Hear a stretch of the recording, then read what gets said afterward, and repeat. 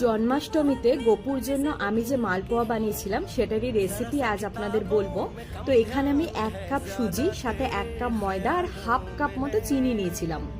তারপর সেটাকে ভালো করে মিক্স করে 1 কাপ মতো দুধ দিয়েছিলাম। টোটাল 2.5 কাপ মতো দুধ লাগবে, তো আমি অল্প অল্প করে দুধটাকে ইউজ করব।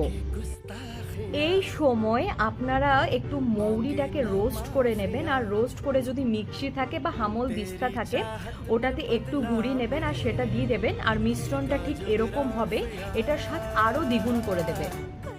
তেলটা গরম হয়ে গেলে এক এক করে এরকমভাবে ভেজে নেবেন। দেখুন ফুলে যাচ্ছে আর যথেষ্ট নরম হয়। তারপরে চিনির সিরাপ করে এটাকে ভালো করে চুবিয়ে নেবেন, কিন্তু মনে রাখবেন 10 মিনিটের বেশি রাখবেন না, তাহলে একদম নরম হয়ে যাবে। কেমন লাগলো আমাকে জানাবেন। রাধে রাধে।